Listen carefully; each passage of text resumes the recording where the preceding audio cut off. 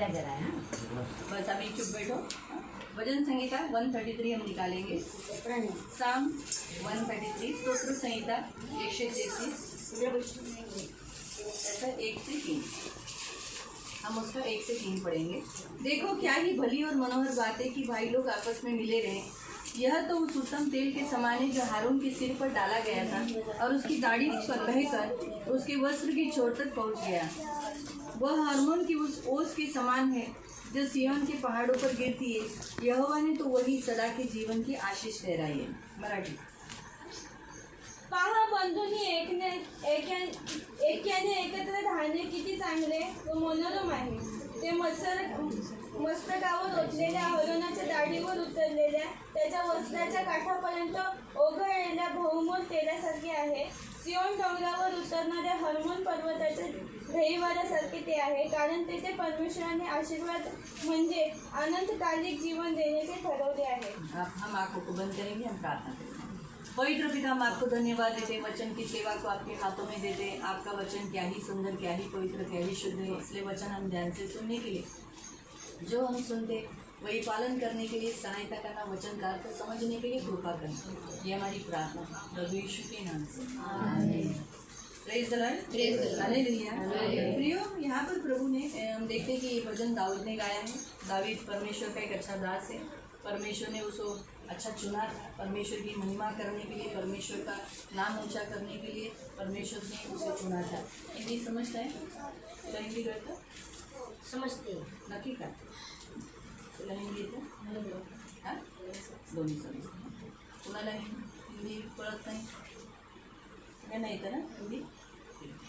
तो हम यहाँ देखते हैं कि दावीद ने क्या कहा मालूम? दावीद ने एक बात भी बताई कि आपस में हम सब आपस में मिलकर एकत्रित रहना, ये परमेश्वर को बहुत अच्छी बात है।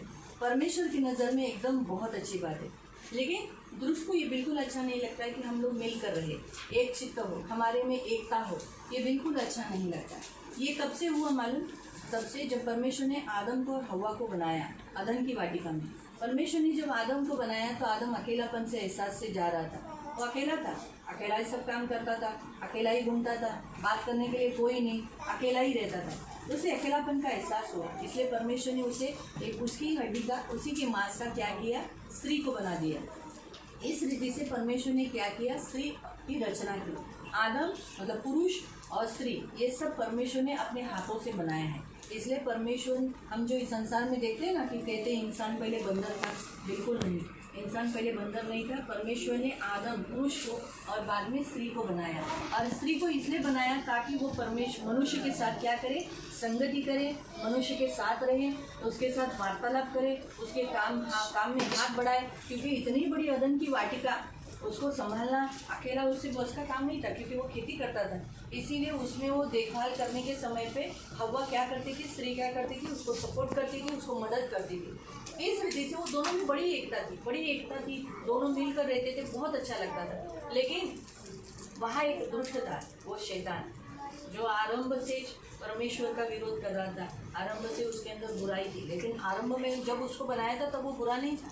लेकिन जब वो अहंकारी बन गया, अपने नज़र में अपने आप को श्रेष्ठ समझने लगा, उसी घड़ी वो नीचे गिर गया, तब वो बुरा हो गया। नहीं तो परमेश्वर ने उसको अच्छा ही सृजा था, लेकिन बाद में वो बिगड़ गया। इस रीति से उसने क्या किया? उसने मनुष्य को बिगाड़ दिया, हव्वा को, स्त्री को बिगाड़ दिया। स्त्री के द्वारा क्या हो गया? पाप जगत में आया और इन दोनों में फूट हो गई। उस दिन से हर कुटुंब में फूट है। शुरुआत कहाँ से होती है? पति पत्नी से होती है। घर में जितने सदस्य हैं, घर में बच्चे हैं, तो बच्चों में कभी कुछ हो गया तो पति बोलेगा तुझे संभालने नहीं आता है क्या बच्चे को? माँ स्त्री बोलेगी तुम घर में बैठे हो तो बच्चे को क्यों नहीं संभालते? मैं इतना काम करती हूँ, दिन भर मैं काम करती रहती हूँ, तो थोड़ा सा तुम बच्चों को संभालो। इस रीति से कभी बच्चों के ऊपर अनबन होती है, कभी अगर बच्चे गिर गए तो फिर पति गुस्सा करता है, तुम कहा कि तुम क्यों नहीं देख रहे थे? घर का काम भी करना और बच्चों को भी संभालना। इस रीति से शैतान ने क्या किया? अदन की वाटिका से जो आज स्त्री और पुरुष में, फैमिली में जो गड़बड़ी डाली, एकता नहीं रखी, तब से वो अब तक है। क्योंकि जब परमेश्वर ने इसको पूछा आदम को, हे आदम तूने क्या वो फल खाया? तो आदम ने कहा मुझे स्त्री ने दिया इसलिए मैंने खाया, तूने जो स्त्री मुझे दी उसने मुझे दिया इसलिए मैं खाया। और उसने सारा जो अपने पाप का बोझ किस पे डाल दिया? स्त्री के ऊपर डाल। स्त्री को परमेश्वर ने पूछा, हे स्त्री तूने ऐसे क्यों किया? तो वो कहती मैंने नहीं किए, सांप ने किए, सांप ने मुझे बहका दिया इसलिए मैंने खाया। और जो सत्य था वो सचमुच सांप ने उसको बहकाया था इसीलिए, और आदम भी सच्ची बोला था।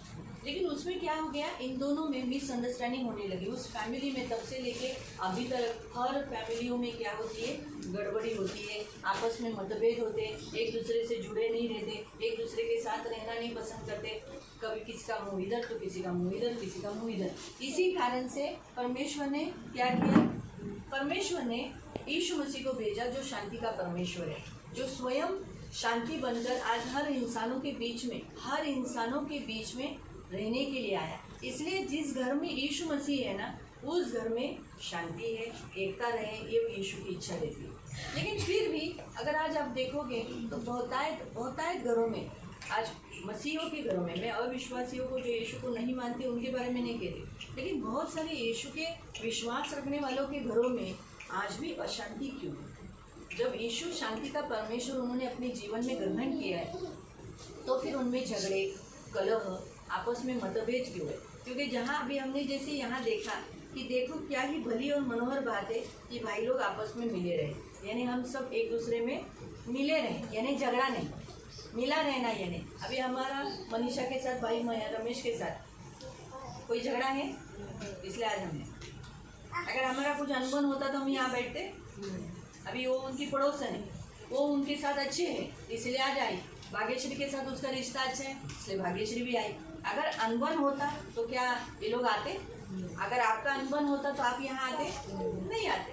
तो उससे एक बात मालूम पड़ती है, हम मिले रहने से, हम एक दूसरे के साथ अच्छा रिश्ता रखने से आज हम एकत्रित हैं।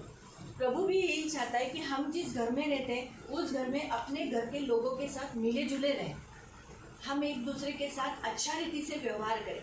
लेकिन हम मसीह होने के बावजूद भी हमें मिला जुला क्यों नहीं रहता है? इसका कारण ये है कि हमारे घरों में प्रेयर नहीं है। हमारे घरों में अगर हम मिलकर प्रार्थना करेंगे, यीशु से विनती करेंगे कि प्रभु ये घर तेरा है, इस घर का मालिक तू है, हम तेरे तो हाथों की रचना है, हमको तू चला, हमें तू संभाल, हमारे काम धंधों में आशीष डाल, इस रीति से अगर हम प्रार्थना करेंगे और जो प्रभु कहता है वो करेंगे ना, तो फिर कभी भी घर में गड़बड़ी और अशांति नहीं रहेगी, आपस में झगड़ा नहीं रहेगा, मेलजोल रहेगा। दूसरा बात, पूर्व यीशु के बाद सबसे घर का अथॉरिटी, अधिकार किसको दिया है मालूम? पुरुष को। अगर पुरुष अपने घर को अच्छी रीति से संभालेगा तो फिर घर में गड़बड़ी नहीं। स्त्री खुश रहेगी तो क्या वो झगड़ा करेगी? वो दुखी रहेगी तो बातचीत करना बंद करती है ना, रोती रहती है ना। जिस घर में स्त्री रोती है उस घर में आशीष रहती है। इसलिए बाइबल में लिखा है, देखो हम आपस में हम पढ़ेंगे, नीति वचन अध्याय 11, प्रोवर्ब्स चैप्टर 11 और उसका 29।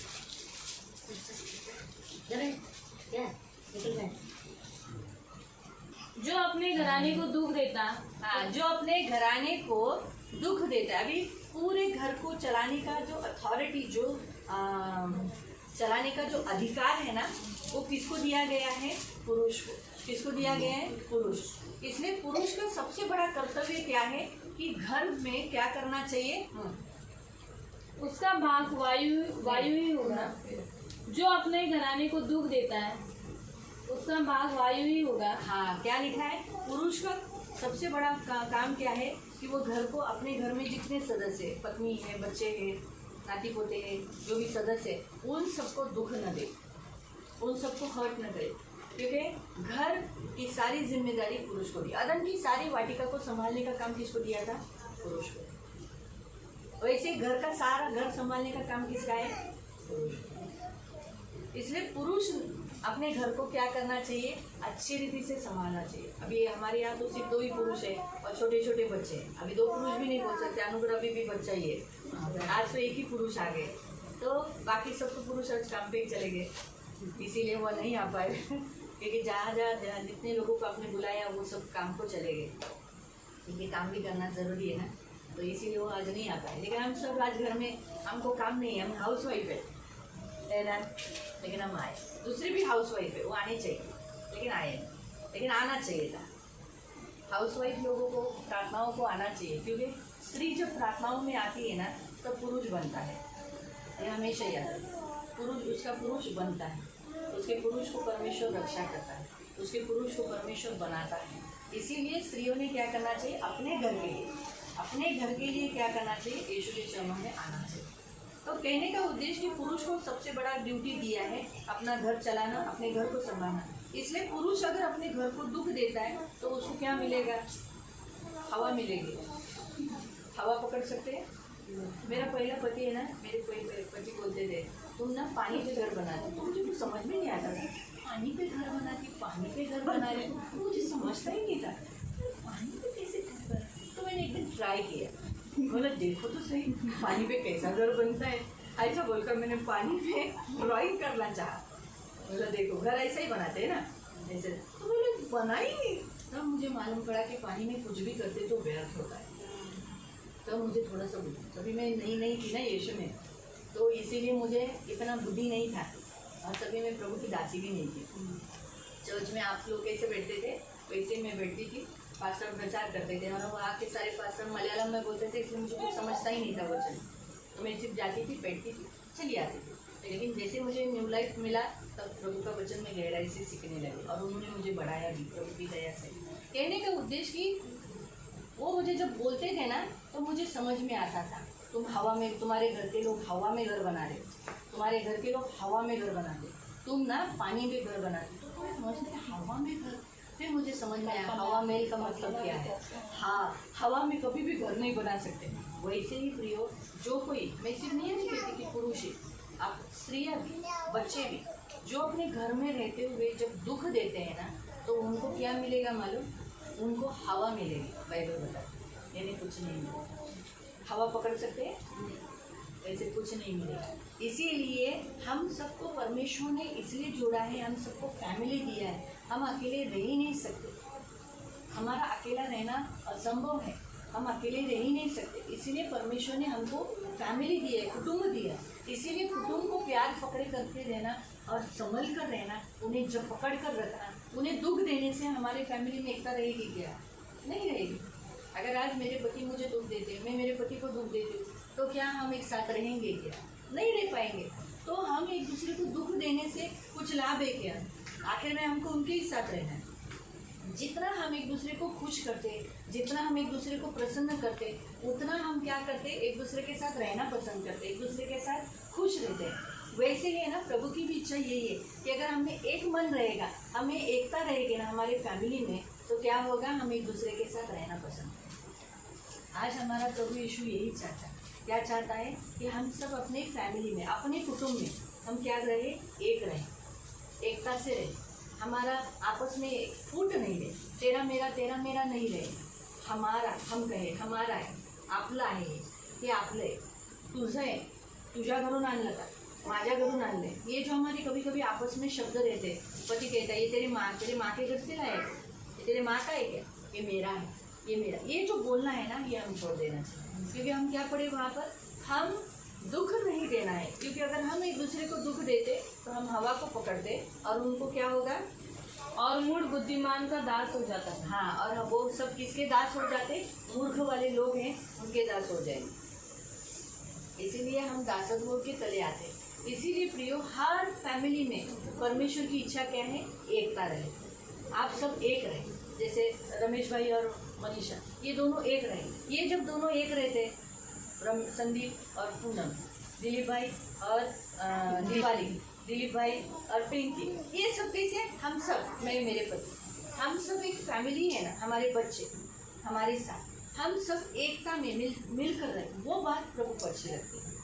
लेकिन शैतान को ये बात कभी भी अच्छी नहीं लगती कि आप एक दूसरे को आनंदित करते हो, आप लोग घर में हंस रहे हो, आपके घर में हंसी का आवाज़ है, आप मिलकर हंस रहे हो ना, ये बात है ना, सबसे पहले दुष्ट को बिल्कुल अच्छी नहीं लगती। यहाँ तक कि कभी कभी आपके पड़ोसी भी पूछते, काय आजकल तुमच्या घरातले हसायचं आवाज येतो।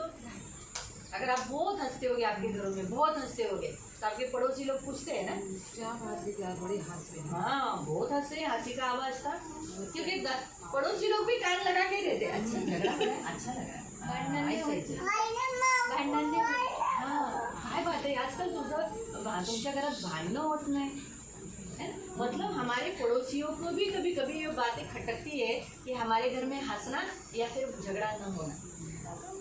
याद करो, हमेशा याद रखो, अगर हम खुशी है ना, हमारे घर में शांति है, हमारे घर में हंसी है ना, तो हमारे पड़ोसियों को भी आनंद मिलता है, हमारे पड़ोसी लोग भी सुखी होने लगते हैं। वो लोग सोचते हैं अरे आपल्या बाजूला राहणारी माणसं किती खुशी राहतात, मग त्यांच्यात उनमें भी वो करने की इच्छा है, वो भी आनंदित रहना पसंद करते हैं, वो भी हमारे से सीखते हैं।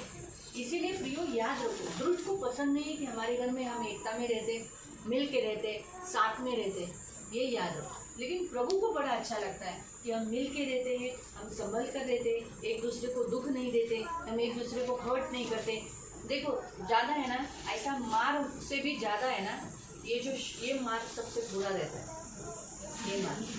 ये मार है ना, बहुत लगता है, बहुत दर्द होता है, बहुत हर्ट होता है। इसीलिए हमें क्या करना है, हमें एक दूसरे को हर्ट नहीं करना है, हम हमारे फैमिली में रहते समय एक दूसरे को नुकसान नहीं करना है, एक दूसरे को ऐसा दुख नहीं पहुंचाना है जिससे सामने वाला, हमारे घर का लोग हमारे साथ रहने के लिए, हमसे बात करने के लिए मना कर रहे हैं या बात नहीं कर रहे, ऐसा नहीं होना चाहिए।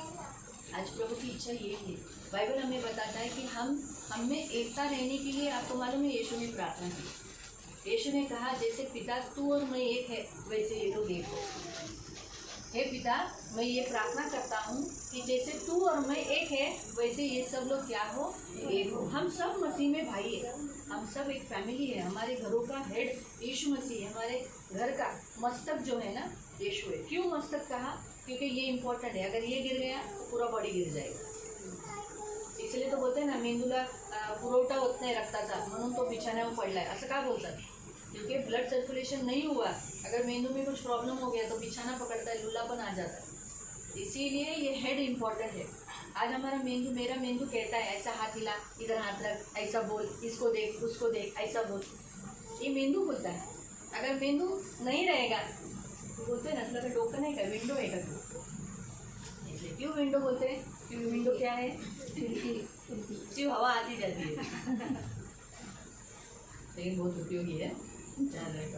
तो कहने का उद्देश्य प्रियो, आज हमारा परमेश्वर हमसे क्या कहता है मालूम, हम मसीह लोगों के घरों में आपस में एकता होनी चाहिए, लेकिन फिर भी हम मसीहों के घरों में एक दूसरे से एकता न होने के कारण आज भी हमारे मसीहों के घरों में तू मैं, तेरा मेरा, ये इसका है उसका है, तू जी ये नहीं, न देखना, एक दूसरे से गुस्सा करना। ये क्यों है, क्योंकि हमारे माता पिता जिससे हम आए हैं, हम लोग सब लोग जन्म से क्रिश्चियन नहीं है क्या, हम लोग जन्म से क्रिश्चियन नहीं, सिर्फ जो जोसेफ है, डेविड है, आराधना है, आइजैक है, स्तुति है, बेंजामिन है, अनुग्रह है, ये लोग जन्म से क्रिश्चियन है। इसलिए इनके माता पिता है ना, इनका लालन, हाँ हनोक है, इनके माता पिता मसीह है, तो इनका पूर्वज कौन है, इनका जो पूर्वज है वो मसीह होने के नाते, हरी दीदी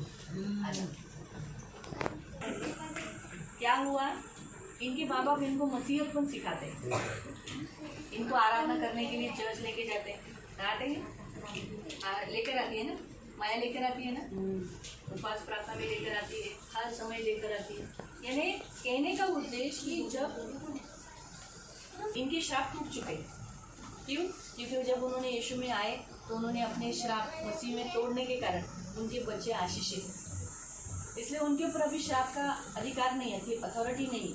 लेकिन जिस तरह से पूनम संदीप अभी वो तो अविश्वासी से आए ना, मसीह में नहीं थे पहले, इसलिए उनको जो तकलीफ़ों से गुजरना पड़ा, संकटों से गुजरना पड़ा, मुझे मेरे पति को, हमें जिस संकट से गुजरना पड़ा, वो तकलीफ़ों से ये बच्चे, छोटे बच्चे नहीं जाएंगे, क्योंकि उनका लाइफ पार्टनर मसीह होगा।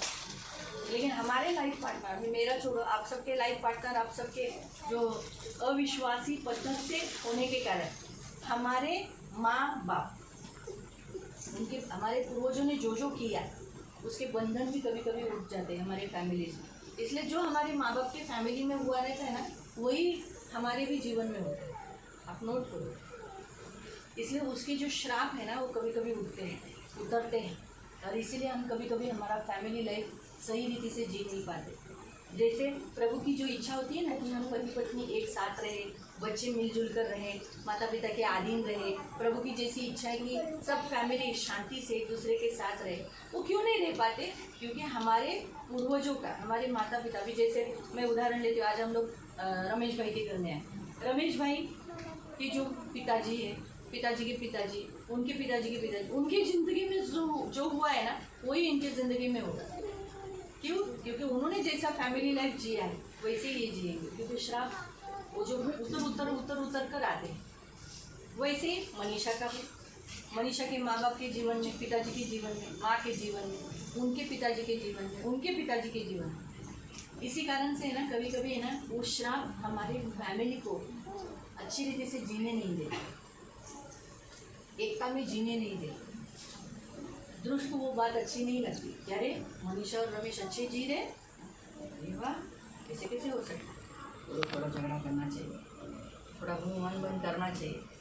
रमेश ने थोड़ा देर घर में आके जब गुस्सा करना चाहिए, मनीषा ने थोड़ा सा बड़बड़ करना चाहिए। इस रीति से ये दृष्ट की इच्छा रहती है, ताकि इनमें जो अगर एक दूसरे को हर्ट करना हुआ, एक दूसरे से अनबन हुआ, तो क्या होगा? दृष्ट को और भी फैमिली लाइफ में गड़बड़ी करने के लिए मौका मिल जाता है। इसी कारण से है ना प्रिय परमेश्वर की इच्छा रहती है कि घर में क्या करना चाहिए, प्रार्थना रखना चाहिए, उपवास रखना चाहिए। उपवास में हम जब हमारे घरों में उपवास प्रार्थना रखते हैं तो सबसे पहले हमारे माँ बाप से उतरे हुए श्राप को तोड़वाना है। जैसे इन जो फैमिली चलती नहीं, एकता न होना, घर में गड़बड़ी रहना, बच्चे माँ बाप का न सुनना, अपनी मर्जी से चलना। अभी तो बच्चे छोटे इसलिए ठीक है, कुछ नहीं लगता, लेकिन जब बच्चे बड़े हो जाते उल्टा बोलते हैं, आपस में माँ बाप को उल्टा बोलते हैं, हाथ उठाते हैं, तो बहुत गलत होता है, बहुत तकलीफ होता है। इसमें से न गुजरने के लिए हम क्या करना चाहिए? जब हमारे घर में हम फैमिली उपवास प्रार्थना रखते हैं तो फैमिली का श्राप जो होता है ना, कुटुंब का, जो एकता न रहना, जुड़े न रहना, प्रभु की इच्छा क्या है? तुम जुड़े रहो, तुम एक रहो, वो श्राप तोड़ना जरूरी है। इसीलिए प्रियो, अक्सर दृष्ट है ना जब कुटुंब में एक दूसरे को दुख देने के साथ साथ एक दूसरे की जिम्मेदारी उठाना, एक दूसरे को संभालना, ये भी काम करने नहीं देता, खास करके अभी सारे घरों में अगर आप देखोगे तो पुरुष ही कमाते हैं, सही है? हम सारी औरतें घर में रहती है ना, घर संभालती है, तो हम भी हमारा काम करते हैं, हमने हमारा ड्यूटी, हमको पगार में काम कर क्या हुआ? हम भी तो काम कर रहे हैं ना, हम फुकट थोड़ी रह रहे, फुकट का खा रहे हैं क्या? नहीं ना। सच पूछो, सारी करती हूँ, सच पूछो।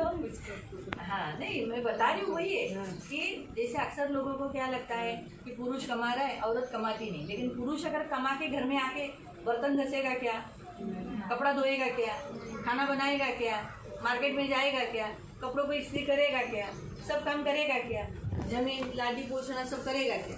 नहीं। बच्चों का हागना मुखना करेगा क्या? नहीं करेगा। इसके लिए तो औरत कर रही है ना। तो फिर इसी कारण से पुरुष ने ऐसा नहीं बोलना चाहिए कि मैं कमा रहा हूँ, तू खा रही है। इस रीति से पुरुष की ड्यूटी है कि वो अपने घर को संभाले, अपने घर की सारी ज़रूरतों को पूरा करे। क्योंकि एक बात मैंने इसलिए कहा, अगर पुरुष समझदार है, घर का सारा जो अथॉरिटी, अधिकार किसको दिया गया है? पुरुष को। अगर पुरुष इस काबिलियत में सच्चाई से उतरेगा ना, खराई से निकलेगा ना, तो फिर वो घर में शांति, वो घर में हमेशा शांति रहेगी। फिर स्त्री को बाहर कमाने की ज़रूरत नहीं पड़ेगी, उनको बाहर जाने की ज़रूरत नहीं। मुझे भी ऐसे ही बोला गया था, तुम काम छोड़ दो, तुम्हें कभी काम की जाने की ज़रूरत नहीं पड़ेगा। सचमुच मुझे उन्होंने कभी काम को नहीं छोड़ा, शादी से पहले ही मेरा काम छुड़वा दिया, बोले काम नहीं करो, तुम्हें जब चाहिए मैं तुम्हें दूंगा, लेकिन काम नहीं कर। मेरी बीवी काम को जाती मुझे पसंद है, नहीं कि मैंने भी नहीं दी, क्योंकि सब दे रहा है ना, फिर को काम पे जाने का, सब मिल रहा है, फिर क्यों जाने का। तो इसीलिए हम परमेश्वर हमें क्या सिखाता है कि अगर हमारे फैमिली में एकता रहने के लिए हम एक दूसरे की सारी ज़रूरतों को उपाय करना, एक दूसरे की सारी ज़रूरतों को प्रबंध करना। बाइबल हमें क्या बताती है मालूम? बाइबल हमें बताती है 1 तिमोथी अध्याय 5 और उसके 8वें वचन में, पहिला तिमोथी 5:8 पर यदि कोई अपनों की और नीच करके अपने घराने की चिंता न करे। हाँ, अभी परमेश्वर क्या कहता है कि परमेश्वर अगर आपके फैमिली में शांति चाहता है और आप चाहते हो कि आप सब एक दूसरे से मिले रहे, एक दूसरे से जुड़े रहे, तो आपको करना क्या है? सबसे पहले यहाँ बताया है,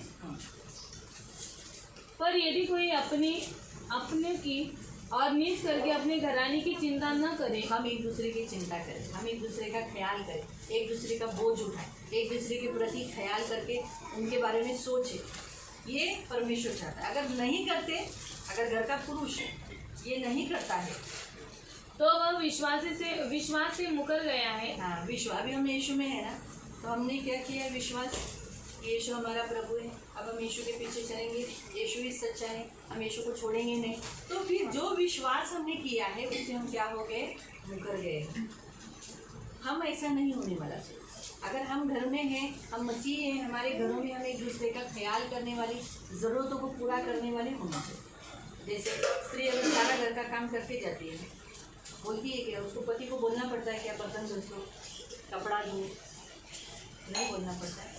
सच्ची नहीं ना, सब कर लेते हैं ना स्त्रियाँ। तो फिर पुरुष में भी सब कुछ अपने घर की सारी ज़रूरतें पूरा करेंगे ना, तो एक न रहेंगे, फिर कभी झगड़ा नहीं रहेगा, आपस में मतभेद नहीं रहेगा। परमेश्वर चाहता है विश्वासी कुटुंब में एक दूसरे के प्रति चिंता, एक दूसरे के प्रति ख्याल, एक दूसरे का स्तुति करना, एक दूसरे के बारे में सोचना, ये परमेश्वर चाहता है। तब आपके कुटुंब में क्या रहेगा? शांति रहेगा। अभी वर्स 133 के 2 वचन।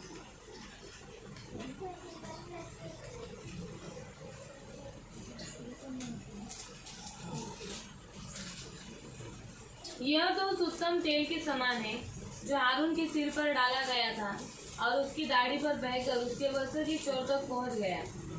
यह हरमोन की उस ओस के समान है जो सिय्योन के पहाड़ों पर गिरती है। यहोवा ने तो वही सदा के जीवन की आशीष ठहराई। परमेश्वर क्या चाहता है मालूम?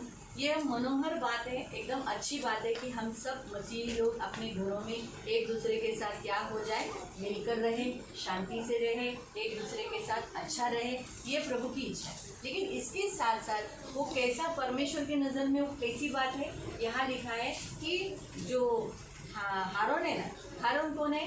मूसा का भाई, बड़ा भाई, लेकिन उसको क्या बोला था? याजक बोलकर चुना, याजक बोलकर उसे अभिषेक किया था। जब परमेश्वर ने मोसेस के द्वारा उसको अभिषेक किया तो तेल उसके ऊपर डाला गया था। वो तेल है ना, उसके यहाँ से बहकर उसकी जो बड़ी दाढ़ी थी, क्योंकि इस्राएली लोग दाढ़ी रखते थे, तो उस दाढ़ी से बहकर, उसके कपड़े से बहकर कहाँ तक गए? इस्राएलियों तक। यानी परमेश्वर कैसा चाहता है? तेल जैसे बहता है वैसी आपकी एकता भी बहे, वो भी कहाँ पर? एक दूसरे के साथ। जैसे आप प्रभु से एक हो ना, आप प्रभु से अलग रहते हो, अलग रहना चाहते हो, प्रभु से अलग करना चाहते हो। प्रभु जो बोलेगा तो आप उल्टा बोलोगे क्या? नहीं, ऐसा कैसे यीशु बोलता है, ऐसा नहीं जमेगा, ऐसा बोलते हो? आप क्या बोलते हो? जरूर बोलो, हाँ पिता, ऐसे ही बोलते हो ना? सच है? आपको अच्छा नहीं लगा, थोड़ा सा दर्द आएगा, फिर भी बोलोगे नहीं बाबा, प्रभु मुझे आप चाहिए। वापस हम प्रभु के आधीन हो जाते हैं। सही बात है। वैसे ही जैसे हम प्रभु के साथ एक होते हैं, वैसे ही हम क्या करना चाहिए? हमारी जो यीशु के साथ जो एकता है, यीशु के साथ मेल मिलाप है, वही सेम मेल मिलाप हमारे तेल के, हमारे ऊपर सिर पर डाले हुए तेल के समान होना चाहिए। वो बहना चाहिए एक दूसरे के पास। हम एक दूसरे से, मुझे ये अच्छी लगती है इसके साथ, तू मुझे अच्छी नहीं लगती तेरे साथ में, तू मुझे अच्छी लगती तेरे साथ, तू मुझे बिल्कुल अच्छी नहीं लगती तेरे साथ में। वैसा नहीं, वो एकता कैसे होनी चाहिए? हर एक जो हमारे मसीह भाई बहन है, हमारे घर में जितने लोग हैं, उन सबके साथ वो बहना चाहिए, मेल मिलाप। और जहाँ मेल मिलाप है वहाँ झगड़ा नहीं। झगड़ा क्यों होता है?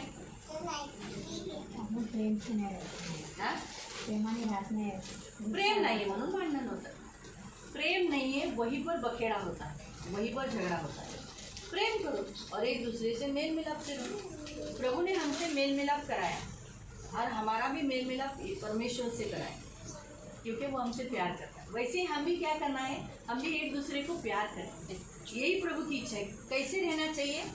हारून के ऊपर डाले हुए तेल के समान। हमारी भी एकता, हमारी भी मेल मिलाप एक दूसरे के साथ कैसा रहना चाहिए? सिर पर डाले हुए तेल के समान, यानी फिसलने वाला। कैसा? फिसलने वाला। तेल फिसलता है ना, तो वैसे ही हमारा बातचीत, हमारा बोली ऐसा अच्छा होना चाहिए कि सामने वाला फिसल जाना चाहिए और गले लगे जाना। अगर अभी सोचो, उदाहरण के तौर पर तमन्ना चल रही है और फिसल गई, ऐसे यहाँ चल गई, तो वो किसके ऊपर गिरेगी? मैं ही उसे पकड़ूंगी ना। तो ऐसा हमारा मेल मिलाप होना चाहिए कि हम एक दूसरे को थाम लें। ऐसा हाँ, गिर रहे भागो भागो, ऐसे नहीं। कहने का उद्देश्य हमारा मेल मिलाप कैसा होना चाहिए? गिरते हुए को थाम लेना। तब आपका कुटुंब बनेगा, आपके कुटुंब में एकता रहेगी, आपके कुटुंब में झगड़े नहीं रहेंगे, कलह नहीं रहेगी, आपस में इसने किया उसने नहीं किया, इसने किया उसने नहीं किया, इसने किया उसने नहीं किया, ये नहीं रहेगा। आज प्रभु यही चाहता है, आपकी फैमिली में ना एकता होनी चाहिए। रमेश भाई की फैमिली में भी एकता होनी चाहिए, इनका और इनका एक होना चाहिए। आपकी फैमिली में, मेरी फैमिली में, हम सबकी फैमिली में प्रभु चाहता है एकता हो। तब यहाँ लिखा है कि हरमोन के पर्वत पर ओस के समान जैसे गिरती है ना। ओस कैसे गिरती है? अच्छा लगता है ना, ओस सुबह सुबह गिरती है, वैसे आशीष गिरेगी। जहाँ एकता है वहाँ आशीष रहेगी। जहाँ एकता है, हम एक दूसरे के साथ मिले रहते हैं, वहाँ आशीष रहेगी। अगर आप एक दूसरे से मिले नहीं रहोगे तो आशीष नहीं मिलेगी, आप बढ़ोगे नहीं। याद रखो, अभी ये फिसलने वाले तेल पे मैंने तेल डाला, मैंने स्लिप हुआ, ऐसा बह कर गया, ये स्लिप हो गई। लेकिन अगर वो तेल से मैंने इसे थामा नहीं तो कोई आशीष नहीं रहेगी, इससे ज़रूर नुकसान होगा। इसका भी नुकसान होगा, मेरा भी नुकसान होगा, क्योंकि तेल वेस्ट हो गया। तेल क्यों बहा? ताकि ये मेरे से जुड़ जाए।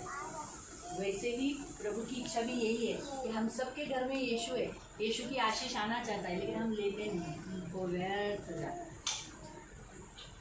इसीलिए बहुत सारे मसीहों के घरों में एकता, शांति क्यों नहीं है? यीशु की आशीष है, लेकिन वो लोग इस्तेमाल नहीं कर रहे, इसलिए आशीष नहीं आ पाए। प्रियो, आज प्रभु हमसे यही चाहते हैं, हम सब अपनी फैमिली में एक हो जाए, हम सब एक दूसरे से मिलकर रहें, हम एक दूसरे के साथ झगड़ा नहीं करें, हम एक दूसरे के साथ मुँह टेढ़ा नहीं करें। तब हमारे घर में यीशु रहे, तब हमारे घर में हार्मोन के पर्वत पर जैसे ओस गिरती है, वैसे हमारे जीवन में क्या रहेगी? आशीष रहेगी। ऐसे लिखा है ना कि यहोवा ने तो यही सदा के लिए जीवन की आशीष दे रहे। कौन सी? जीवन की आशीष, यानी आपके ऊपर जीवन रहेगा। जहाँ मेल मिलाप है वहाँ जीवन है, जहाँ झगड़ा है वहाँ जीवन नहीं, वहाँ आयु कम होते जाता। आप जितना झगड़ा करो, इसीलिए आपका उतना आयु कम होता जाता, उतने आप बीमार रहते, उतने आपको दुख और तकलीफें होती। जितना आप मेल मिलाप रहते हो, उतना आप हर्षित रहते हो, आनंदित रहते हो, आपकी हड्डियाँ सड़ती नहीं परंतु उत्साहित रहती है। आप जितना झगड़ा करते हो, आप दांत खाते हो, आपकी हड्डियाँ क्या होती है? पिसती है। लेकिन जितना आप मेल मिलाप से रहोगे, जितना आप प्रेम से रहोगे, उतना आपका हड्डियाँ हष्ट-पुष्ट होगी, ताकत रहेगी। कहाँ इंसान 1000 साल जीने वाला आज कहाँ कितना साल जी रहा है? 60 भी नहीं जी पा रहे। रिटायर हुआ 60 साल के बाद इंसान मर रहे। वो तो धन्य है लोग जो आज 70 साल में है। मेरी सास का 90 के आगे गई, 95 के 97 है ना, अभी भी पहचानती है। लेकिन वही 10 साल बढ़ी, हाँ? वही 10 साल बढ़ी। किसे? किसे? मुझसे कौन? सास? मैं? हाँ, मैं तो बड़ी हूँ तुमसे। बोलती है ना, आप 10 साल बड़ी हो। हाँ, मैं तो बड़ी हूँ, मेरा 50 साल लगता है ना, लेकिन 50 है। वही 50 साल की हो गई, दीदी 60 साल की है। उनसे क्या कहता है? जीवन का आशीष रहता है। अगर हम एकता में रहेंगे ना, हमारी फैमिली में हम एक रहेंगे, हम जुड़ कर रहेंगे, तो हम क्या होगा? हमारे ऊपर जीवन की आशीष रहेगी। अभी मैं आपको सामने एक अच्छा उदाहरण रखते, यीशु की कुटुंब। यीशु ने एक फैमिली बनाई, उसकी फैमिली, यीशु की फैमिली। उस यीशु की फैमिली में उसने हमें जोड़ दिया। आज उसने एक ऐसा तेल डाला है, जिसके कारण आज हम एक दूसरे से स्लिप होते हैं, एक दूसरे को पकड़ते हैं, होते हैं। हम कभी भी एक दूसरे से अलग नहीं रह सकते। सच बात। आप कितने दिन तक हम एक दूसरे अलग रह सकते? लॉकडाउन में हम लोग 2 साल अलग रहे, एक अनुभव था हमारे सामने, इच्छा होता तो नहीं है ना। हम लोग फ़ोन पे मिलते थे, फ़ोन पे एक दूसरे से देखते थे ना। ये याद हो, हम कभी भी एक दूसरे से अलग नहीं रह सकते, क्योंकि यीशु हमें अलग कर ही नहीं सकता, रह ही नहीं सकता। उसकी फैमिली एक दूसरे के बिना रह ही नहीं सकती। इसलिए हमारे यीशु के लाइफ में ना, हमारे यीशु के जीवन में तेल है, याजक का तेल। इसीलिए हम याजक के तेल के कारण एक दूसरे से कभी भी ज़्यादा टाइम तक अलग नहीं रह सकते, हम अलग रहना भी नहीं चाहते। और उसी रीति से प्रियो, आज हमारा परमेश्वर भी हमें यही कहता है, आप भी एक फैमिली हो, मिलजुल कर रहो, झगड़ा मत करो, आपस में मिलजुल कर रहो। आपके घर में आपके जितने सदस्य हैं उनमें प्रेम रखो, दुख मत दो। सामने वाला हर्ट होता है ये देखकर, उसे दुख मत दो, उसे प्यार करो। अगर आप एक दूसरे के साथ, अभी आपको मालूम है कि मेरे घर, अभी मुझे मालूम है मेरे पति को ये बात अच्छी नहीं लगती, तो फिर मैं क्या करती हूँ, वो नहीं हो ये वो कोशिश मैं करती हूँ। उसी रीति से मेरे पति भी, मैं मेरे घर का ही बताती हूँ, मेरे घर का भी। मुझे जो बातें अच्छी नहीं लगती ना, वो मेरा पति नहीं, हो सके तो कोशिश करता है कि मैं खुश रहूँ, और मेरे से कोई बात दुखी हो जाऊँ मैं, कि वह मैं रो रही हूँ, वो उनको बिल्कुल अच्छा नहीं लगता। वो कोशिश करते कि वो बात वो न करे। तो वैसे ही हम भी वही करना, बच्चे भी यही करना है ना। इस तरह अम्मा मारेगी, डांटेगी, उसके पहले सब कर लेती है, करेक्ट है।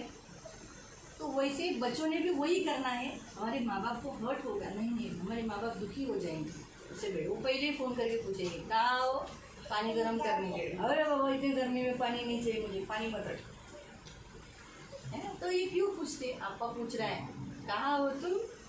तो इस रीति से हम एक दूसरे का ख्याल करना, एक दूसरे को पूछना। मैं आपको एक अच्छा एडवाइस देती हूँ।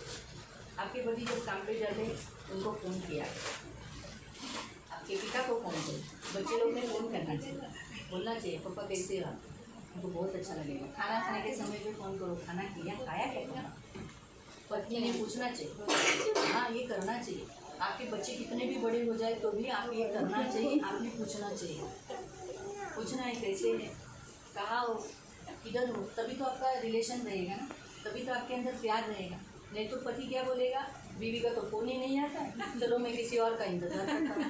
दीदी मैं एक फोन नहीं करता है, मैं फोन करती है तो क्यों करी। मेरे पति अगर सोचो आज विकास नहीं आया नीलम का, विकास क्या रहेगा क्या। देखा, ऐसा आना चाहिए। आप यही तो है फैमिली लाइफ। अगर आप इस फैमिली लाइफ में एक दूसरे का केयरिंग नहीं करेंगे, एक दूसरे को सोचेंगे नहीं, तो फिर कैसे होगा। ये है प्यार, जिसे हम जोड़े रहते हैं, हम प्यार बने रहते हैं। इसलिए एक दूसरे को फ़ोन करो, एक दूसरे का केयरिंग करो, एक दूसरे को हर्ट मत करो। जो बातें उनको अच्छी नहीं लगती वो मत करो। ये प्रभु चाहता है। हालेलुया।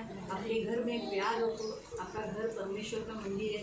आपके घर में क्या करो, आपके घर में प्रार्थना रखा करो, हमेशा बीच बीच में प्रार्थना करो। आप मिलकर आपके घर में फैमिली प्रेयर करो।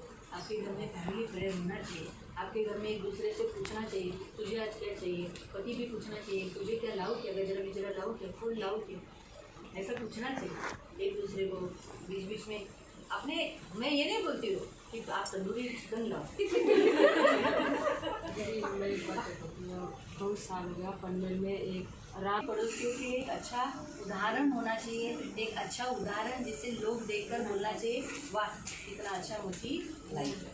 ये याद हालेलुया हालेलुया। तो अभी हम प्रार्थना खाली है तो क्या हो जाता है, दुष्ट आत्माएं आती हैं और वो पहले से भी बुरी 7 आत्माओं को लेकर आती है। इसलिए कभी भी है ना, ये घर साथ साथ ये घर कभी भी खाली मत रखो। बहुत झगड़ा होता है, बहुत झगड़ा इसका मेरा, बहुत झगड़ा। बाइबल में लिखा है, बहुत झगड़ा कराता है। पढ़ेंगे उस वचन को, नीति वचन अभी नहीं होगा। नहीं, बोलना तो नीति पड़ेगा। वचन हाँ मम्मी चुप करने का लगा। 24 उसका 3 और 4। कौन सा नीति वचन 24 3 और 4। घर बुद्धि से बनता है। हाँ, घर क्या बनता है, बुद्धि से। जो बुद्धिमान स्त्री होती है, बुद्धिमान पुरुष होता है, वो अपना घर बनाता है। फिर और समझ के द्वारा स्थिर होता है। समझ के द्वारा वो घर बना रहता है, घर टूटेगा नहीं। समझ रहेंगे ना, जो लोग समझदार है वो घर बना रहेगा, खराब नहीं होएगा, वो घर तोड़ेगा नहीं, घर नुकसान नहीं करेगा वैसा। और तीसरा, ज्ञान के द्वारा कोठरियाँ सब प्रकार की बहुमूल्य ज्ञान रहेगा तो बहुमूल्य कोठरियाँ क्या रहेगी, बहुमूल्य वस्तुओं से भर जाएगी, यानी घर खाली नहीं रहेगा। जिसको ज्ञान रहता है ना, ज्ञानी व्यक्ति क्या करता है, देखो वस्तुओं को भरता है। मैंने भी मेरे पति को बोला था अपने को सोफा सेटी की जरूरत नहीं। मैं बोला क्या मेहमान आएंगे तो क्या कुर्सी पर बैठेंगे क्या? उन्होंने अच्छी सोफा सेटी ली, अच्छा वुड की सोफा सेटी कितने साल से चल रही हो। क्यों? हमारे घरों में वस्तुएं होनी चाहिए, बहुमूल्य वस्तुओं से हमारा घर भरा हुआ होना चाहिए। कबाड़ है तो कबाड़ में कपड़े होने चाहिए, कबाड़ में कपड़ों के साथ साथ गहने भी होने चाहिए, गहनों के साथ साथ पैसा भी होना चाहिए। हमारे किचन में पैसा रखना चाहिए, बेडरूम में पैसा रहना चाहिए, हॉल में मत रखो। हॉल में बहुत लोग आते हैं ना, हॉल में मत रखो, लेकिन हमारे बेडरूम में और हमारे किचन में हमेशा पैसा रहना चाहिए। क्यों? क्योंकि इस पैसों से और भी पैसा प्रभु हमारे घरों में, हमारे किचन में आने के लिए कृपा करता है। इसलिए तो हम कुछ भी आता है तो वस्तुओं पर प्रार्थना करके क्यों भरते हैं रेशन, ताकि रेशन भरा रहे, कभी खाली ना हो। खाली होने से पहले रेशन आ जाता है, आता है ना? खाली होने से पहले आता है ना? क्या पूरा खाली होने के बाद हम लाते? नहीं, खाली होने से पहले ही हमारे घर में हर महीने में रेशन आता है।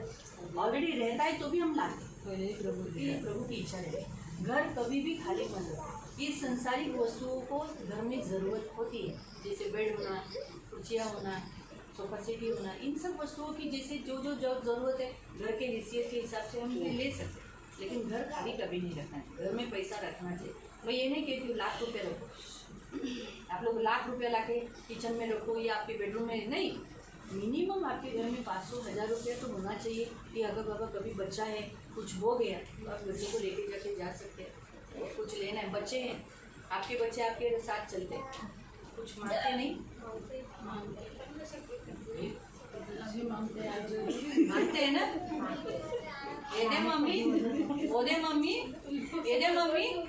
मम्मी बोलेगी क्या, बेटा पापा ने पैसा नहीं दिया, खाली है पापा, सामने वाला बोला देखो लगता बोलते लेने को नहीं ले। और हमें कभी कभी है ना ऐसा भी होता है कि लोगों को देखकर हमें नहीं देने की इच्छा रहती है, लेकिन लोगों को देखकर हम बच्चों को दे देते हैं। सच है ना? इसीलिए प्रियो कभी भी अपना घर खाली मत रखो। घर में जितना पैसा रहेगा पैसा आता रहेगा, कभी घर खाली मत, पॉकेट भी कभी खाली मत। प्रभु को बोलना, प्रभु अभी ये पैसा खत्म होने तो आया, उसके पहले ये पॉकेट में पैसा दे देना। प्रभु ये मेरी इच्छा है, ये प्रार्थना किया। हालेलुया। आओ हम प्रार्थना करेंगे। आओ भाई रमेश आगे आ जाइए।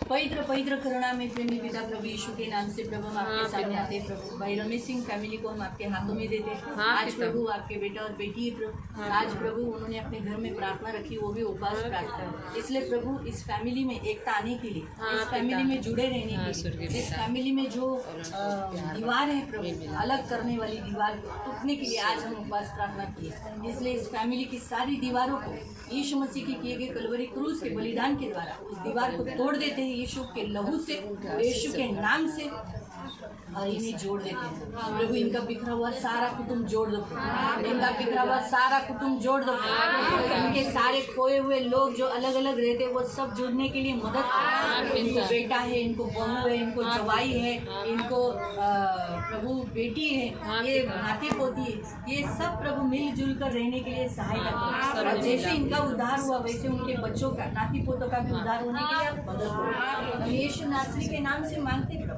इसलिए प्रभु भाई रमेश जी प्रभु हम आपका सर्व सामर्थ्य लहू लगाते हैं यीशु के नाम से। मेरे मान पवित्र पिता, हम यीशु का लहू लगाकर इनके पूर्वजों से बहकर आए हुए सारे श्राप, सारे बंधन यीशु नासरी के नाम से इनके पिता की ओर से, इनकी माँ की ओर से, पूर्वजों से बहकर आए हुए मूर्ति पूजा, जादू टोना, व्यभिचार, तिरस्कार, व्यसन के सारे श्राप यीशु के नाम से तोड़ देते। गरीबी के श्राप यीशु के नाम से तोड़ देते। कुटुंब न बनना यीशु के नाम से ये श्राप तोड़ देते। और पवित्र पिता, कुटुंब में कलह रखना ये सारे श्राप यीशु के नाम से तोड़ देते। और पिता पुत्र पवित्र आत्मा के नाम से और यीशु के लहू तले लाकर यीशु के वंशावली तले लाते हैं और आपके पंख हमें सुरक्षित रहने के लिए प्रार्थना है। उसी रीति से मनीषा के ऊपर भी प्रभु के पूर्वजों से, इनके माँ की ओर से, पिता की ओर से उतरे हुए सारे श्राप, जो पूर्वजों के सारे श्राप, मूर्ति पूजा, जादू टोना, व्यभिचार, तिरस्कार, व्यसन, मृत्यु के सारे श्राप तोड़कर पिता पुत्र पवित्र आत्मा का अधिकार घोषित करते हैं और आपके सर्व सामर्थ्य लहू तले लाकर आज से यीशु के वंशावली के तले है ये घोषित करते। यीशु के नाम से मेरे मान पवित्र, ये हमेशा प्रभु जुड़े रहेंगे, ये कभी भी अलग नहीं रहेंगे। यीशु के नाम से प्रभु इन्हें आपने जोड़ा है प्रभु, इन्हें कोई भी अलग नहीं कर सकता। इसलिए हम यीशु के नाम से प्रभु इन्हें आशीषित करते हैं, यीशु नासरी के नाम से इन्हें आशीषित करते हैं और प्रभु इन्हें जोड़े रखते हैं। जैसे आपका वचन कहता है कि पुरुषों अपनी अपनी पत्नी से प्रेम करो, इसलिए प्रभु भाई रमेश को अपनी पत्नी से बहुत प्यार रहने के लिए, अपनी पत्नी को बहुत प्यार करने के लिए हमेशा मदद करता है। इन्हें संभाल लेना, इनकी सुधी लेना, कभी फिसलने नहीं देना, कभी संसार में जाने नहीं देना, नाश होने नहीं देना, मृत्यु आने नहीं देना, नरक में जाने नहीं देना। उसी रीति से प्रभु पवित्र पिता, सेनाधीश पिता प्रभु, हम प्रार्थना करते हैं मेरे जीवन देने वाले पवित्र पिता मनीषा के लिए भी प्रभु, पवित्र पिता को भी अपने पति के अधीन रहने के लिए और हमेशा इनमें प्यार रहने के लिए मदद करना। ये कुटुंब को हम यीशु के नाम से जोड़ देते हैं। ये घर हमेशा भरा भरा रहने के लिए सहायता करना। प्रभु इस घर में हमेशा धन रहने के लिए मदद करना। भाई रमेश के काम धंधे में तो बरकत डालना, इनके दोनों धंधा अच्छा चलने के लिए मदद करना, इनके हाथ में बहुत धन देना, उसके साथ साथ अपनी पत्नी के भी हाथ में वो धन देने के लिए कृपा करना, अपने घर को कभी खाली रखने नहीं देना, इन्हें लगने वाली सारी जरूरत पूरा करना। इस घर का मालक चालक अधिकारी आप हो, इनमें हमेशा प्रेम रखना। इनका जो बेटा है प्रभु, उनकी बहू, उनके नाती पोती इनके साथ मिलजुल कर रहने के लिए सहायता करना, कभी अलग होने नहीं देना, उनका भी उद्धार होने के लिए सहायता करना, रक्षा करना। पवित्र पिता इन दोनों की सुधी लेना, इन दोनों को सुधी लेना, इन्हें बहुत आशीषित, इन्हें मैं आपके नाम से आशीषित करती हूँ और आपके पंख में सुरक्षित रहने के लिए प्रार्थना करती हूँ। धन्यवाद दीजिए। हम सारी कलीसिया मिलकर इन्हें आशीषित करते हैं। प्रभु यीशु नासरी के नाम से इस फैमिली को हम ब्लेस करते हैं। प्रभु यीशु के नाम से इन्हें आशीषित फले फले फलवंत हो जाए, भूमि पर व्याप ले प्रभु और पृथ्वी के अधिकारी हो जाए। इनका वंश प्रभु पृथ्वी का अधिकारी हो। धन्यवाद देते हैं आपके लहू तले लाकर ये मसीह में बढ़े, इनकी आत्मिक उन्नति हो। प्रभु इन्हें आज्ञा पालन का हृदय देना। भाई रमेश हर संडे को चर्च में आने के लिए मदद करना। जो धंधा प्रभु ने उनको दिया है उस प्रभु के लिए, प्रभु उस प्रभु के लिए प्रभु वो छुट्टी लेने के लिए मदद करना। ये हमारी प्रार्थना है। आज उनके पास जो कुछ है यीशु के कारण है, वो यीशु को कभी भूले नहीं। हमेशा इस घर में रोज प्रार्थना होती रहे, इस घर में हमेशा आनंद होता रहे, इन्हें लगने वाली सारी जरूरतों को पूरा करें। धन्यवाद देते, धन्यवाद। इनका खत्ता, इनका कोठार हमेशा भरा रहेगा। ये कर्जा लेने वाले नहीं, कर्जा देने वाले बने। धन्यवाद देते, इन्हें आपके पंख में सुरक्षित रखें। इनका जैसा उद्धार हुआ वैसे उनके घराने का उद्धार करना। यहाँ पर आए हुए प्रभु पवित्र पिता हर एक फैमिली में मैं शांति घोषित, इनके फैमिली में मेल मिलाप घोषित, मेल मिलाप घोषित कर। आज के वचन के अनुसार ये लोग आपस में मिले जुले रहे, ये कभी एक दूसरे से अलग नहीं। ये हम घोषित करते हैं। आए हुए तेरे सभी बच्चों को आशीष, इनके फैमिली में शांति, यीशु के नाम से शांति। धन्यवाद। आपका लहू लगाकर छुटकारा प्रभु यीशु के नाम। आमीन।